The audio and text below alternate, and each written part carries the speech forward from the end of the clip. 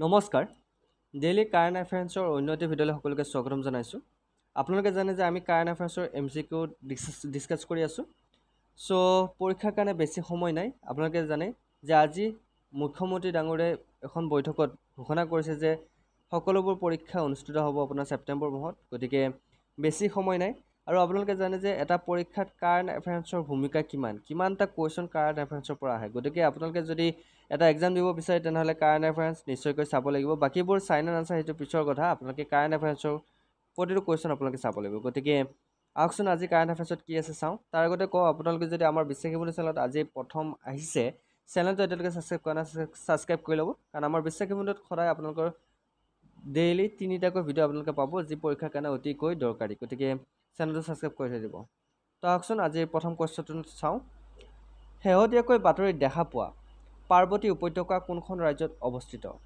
Parvati valley recently seen in the news is located in which state আপোনালোকে জানে আমি বাতৰিত যেহেতু যিসকলে বাতৰি চাই তেওঁলোকে গমে পায় যে বাতৰিত নতুনকৈ আমি দেখিবলৈ পাইছোঁ পাৰ্বতী উপত্যকা এতিয়া পাৰ্বতী উপত্যকা কোনখন ষ্টেটত আছে ইয়াৰ ভিতৰত কোনটো ৰাইট আনসাৰ একদম শুদ্ধটো হৈছে হিমাচল প্ৰদেশ ওকে পাৰ্বতী উপত্যকা ক'ত আছে হিমাচল প্ৰদেশত আছে ওকে মনত থাকিব এতিয়া আপোনালোকে এটা কথা মন কৰিব পাৰ্বতী উপত্যকা আপোনাৰ 55,200 মিটাৰ উচ্চতাৰ ওপৰলৈ উঠিছে ওপৰলৈ আছে মনত থাকিব আৰু আপোনালোকে আমাৰ যিকেইটা কুৱেশ্যন আজি ডিছকাছ কৰিম সেইকেইটা কুৱেশ্যন নোট ডাউন কৰি ল'ব নেক্সট কুৱেশ্যনটোলৈ আহিছোঁ শেহতীয়াকৈ বাতৰিৰ শিৰোনামত প্ৰকাশ পোৱা G-SAT-20 উপগ্ৰহৰ প্ৰধান উদ্দেশ্য কি what is the primary objective of the G-SAT-20 satellite recently in news আপোনালোকে গম পাইছে G-SAT-20 যিটো ছেটেলাইট সেইটো মুকলি কৰা হৈছে কোনখন দেশে মুকলি কৰিছে কৈ আছোঁ কিন্তু ইয়াৰ আগতে আপোনালোকে এইটো এনসাৰ দি লওক যে G-SAT-20 উপগ্ৰহৰ প্ৰধান উদ্দেশ্য কি আছিল প্ৰধান উদ্দেশ্য কি এই গ্ৰহটো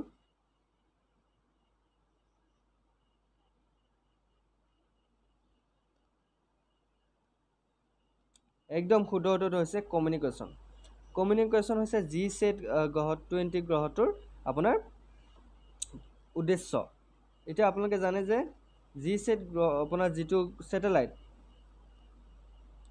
সেই ছেটেলাইট কোনে মুকলি কৰিছে ইছৰোই লঞ্চ কৰিছে আৰু G-SAT-20 আপোনাৰ কোনে লঞ্চ কৰিছে ইছৰোই এইটো মনত ৰাখিব এই ছেটেলাইটটোৰ ৱেইট কিমান এই ছেটেলাইটটোৰ ৱেইট হৈছে 4700 kg G-SAT-20 যিটো ছেটেলাইট সেই ছেটেলাইটটোৰ ওজন কিমান 4700 kg মনত ৰাখিব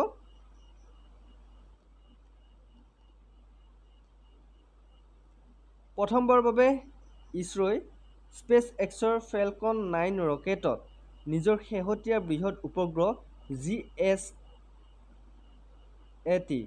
বা G-SAT-20 উৎক্ষেপণ কৰিছে আপোনালোকে জানে যে ইলন মাস্কৰ যি স্পেচ এক্সৰ ৰকেটখনৰ নাম কি স্পেচ এক্সৰ ফেলকন 9 ৰকেটত G-SAT-20 আমাৰ ইছৰোই পঠিয়াইছে উপগ্ৰহটো মনত থাকিব এই গ্ৰহটোৰ আপোনাৰ ৱেইট হৈছে 4700 কিলোগ্ৰাম কিমান 4700 কিলোগ্ৰাম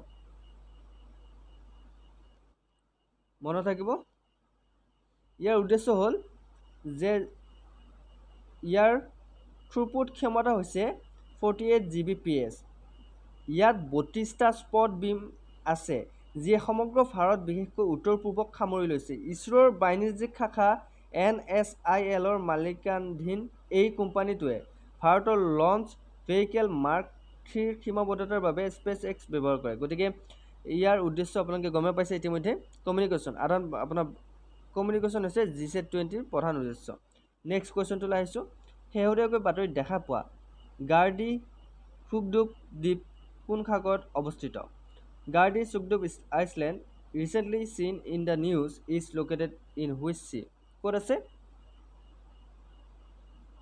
ইয়াৰ ভিতৰত কোনটো শুদ্ধ উত্তৰ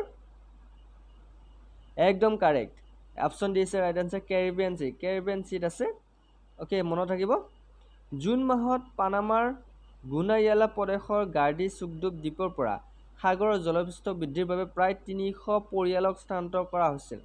কেৰিবিয়ান সাগৰ এটা সৰু দ্বীপ আৰু ছান ব্লাছ দ্বীপপুঞ্জৰ অংশ।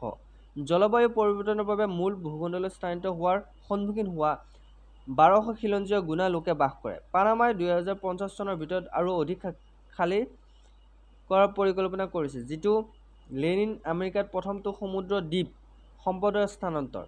মনত থাকিব। নেক্সট কুৱেশ্যনটোলৈ আহিছোঁ।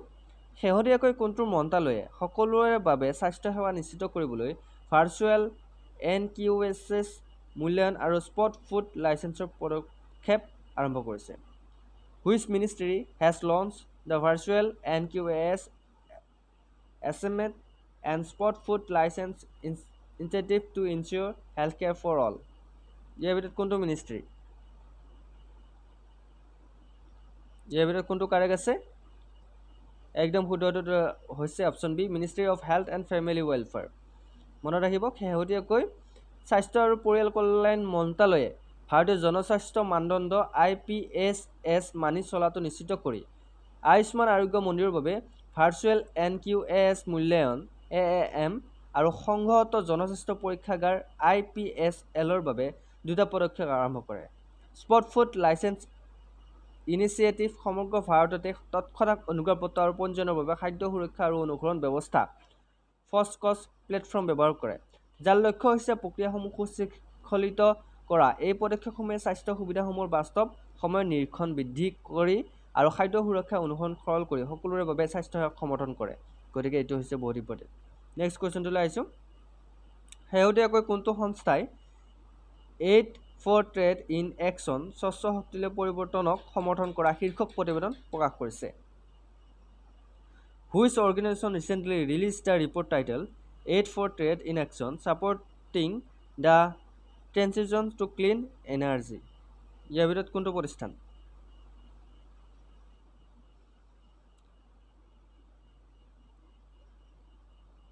শুদ্ধটো হৈছে option C, world trade organisation WTO। WTO কি কৰিছে?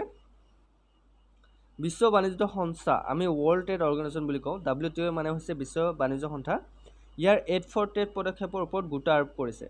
8 for Trade Supporting and Transition Clean Energy শীৰ্ষক এক প্ৰতিবেদন প্ৰকাশ কৰে।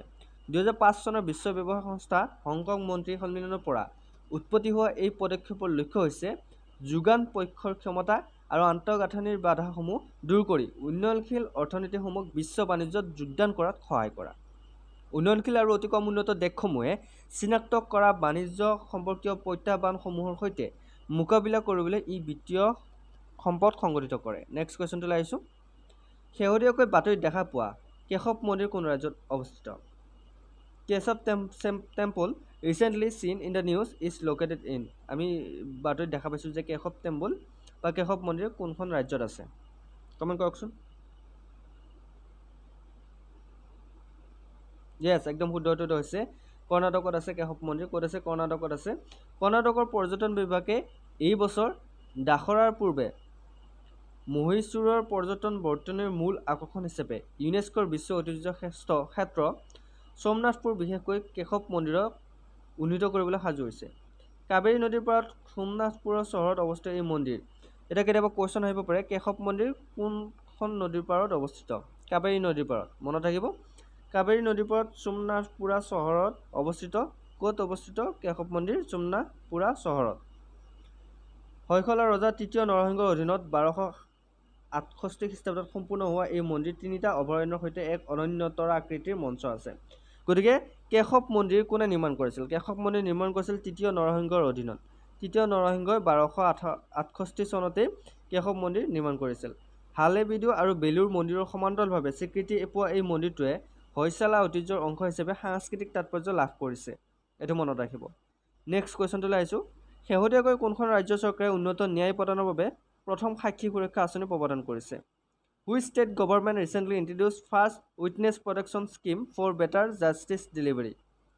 ইয়াৰ ভিতৰত কোনখন ষ্টেটে শেহতীয়াকৈ কোনখন ৰাজ্য চৰকাৰে উন্নত ন্যায় প্ৰদানৰ বাবে প্ৰথম সাক্ষী সুৰক্ষা আঁচনি প্ৰৱৰ্তন কৰিছে? ইয়াৰ ভিতৰত কোনখন ৰাজ্যই?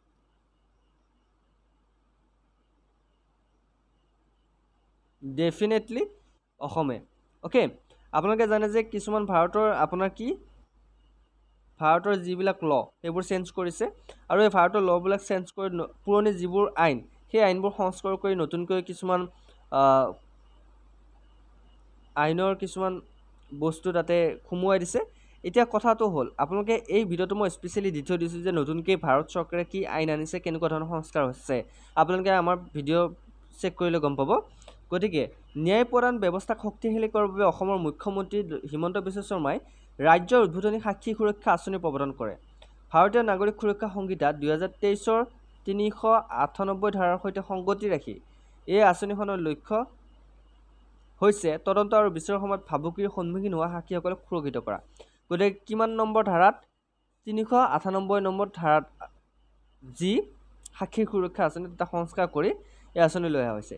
সাক্ষীয়ে উপযুক্ত কৰ্তৃপক্ষৰ আগত নিৰ্ধাৰিত প্ৰপত্ৰৰ জৰিয়তে আঁচনিৰ অধীনত সুৰক্ষাৰ বাবে আবেদন কৰিব পাৰে, যাৰ ফলত ন্যায্য বিচাৰ আৰু ভয় ভাবুকিৰ বিৰুদ্ধে নিৰাপত্তা নিশ্চিত কৰিব পাৰি। গতিকে এইটো বহুত ভাল খবৰ। নেক্সট কুৱেশ্যনটোলৈ আহিছোঁ। পৰিসংখ্যা দিৱস 2024 বিষয়বস্তু কি? What is the theme of statistics day 2024?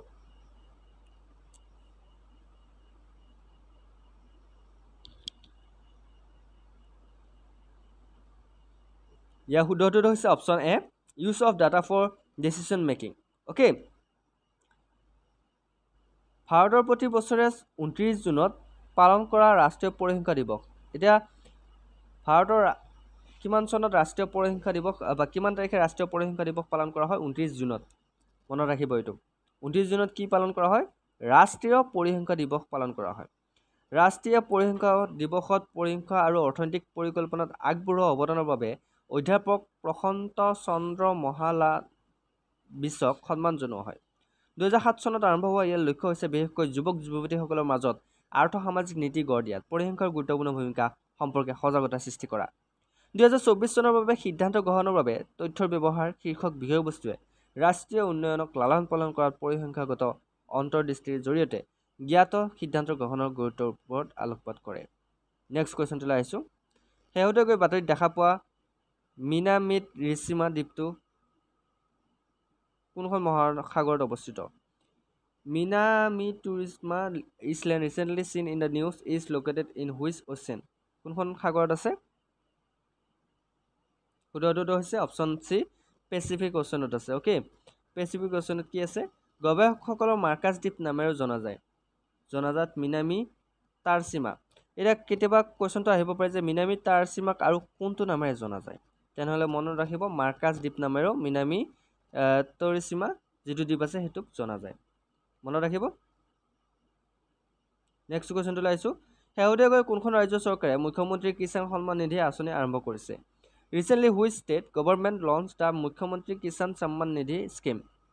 ইয়াৰ ভিতৰত কোনখন ৰাজ্য চৰকাৰে মুখ্যমন্ত্ৰী কিষাণ সন্মান নিধি আঁচনি আৰম্ভ কৰিছে? য়েছ, একদম শুদ্ধ উত্তৰটো হৈছে ৰাজস্থান। অ'কে, ৰাজস্থানে কি কৰিছে? ৰাজস্থানৰ মুখ্যমন্ত্ৰী ভজনলাল শৰ্মা। কেতিয়াবা কুৱেশ্যন আহিব পাৰে বৰ্তমান ৰাজস্থানৰ মুখ্যমন্ত্ৰী কোন? ৰাজস্থানৰ মুখ্যমন্ত্ৰী হৈছে ভজনলাল শৰ্মা। তেখেতে টংকৰ কৃষি উপজ মণ্ডিত আয় সহায়ক আঁচনি মুখ্যমন্ত্ৰী কিষাণ সন্মান নিধি উন্মোচন কৰে। 65 লাখ কৃষক মুকলি কৰি দিয়া হয় 650 কোটি টকা। কিমান কোটি টকা মুকলি কৰি দিছে? 650 কোটি টকা। কিমানজন কৃষকক? 65 লাখ কৃষক মুকলি কৰি দিছে। 650 কোটি টকাৰ প্ৰথম কিস্তি কেন্দ্ৰীয় PM কিষাণ আঁচনিৰ পৰা 6000 টকাৰ সমানতকৈ যোগ্য কৃষকে বছৰি 3টা কিস্তিত 2000 টকা লাভ কৰিব। গতিকে আপোনালোকে জানে যে আমাৰ বৰ্তমানতো PM কিষাণ আপোনাৰ সমগ্ৰ ভাৰততে চলি আছে। গতিকে PM কিষাণৰ আপোনাৰ বছৰি 2000কৈ টকা লাভ কৰিব। প্ৰতি বছৰকত 3বাৰ 2000 টকাকৈ লাভ কৰিব। বছৰি 6000 টকা লাভ কৰিব। গতিকে এই আঁচনিৰ অধীনত। চ' আজি কাৰেণ্ট এফেয়াৰ্ছৰ এইকেইটা আছিল বহুত গুৰুত্বপূৰ্ণ MCQ। চ' আশা কৰোঁ আপোনালোকে ভিডিঅ'টো শেষলৈকে চাইছে। যদি শেষলৈকে চাইছে তেনেহ'লে আপোনালোকক বহুত বহুত ধন্যবাদ। আৰু আমাৰ বিশ্বাসী বন্ধু চেনেলটো যদি এতিয়ালৈকে ছাবস্ক্ৰাইব কৰা নাই, ছাবস্ক্ৰাইব কৰি দিবলৈ নাপাহৰিব। আজিলৈ মানে অন্য এটা ভিডিঅ'ত আকৌ লগ পোৱাৰ প্ৰতিশ্ৰুতিৰে জয় হিন্দ, জয় অসম।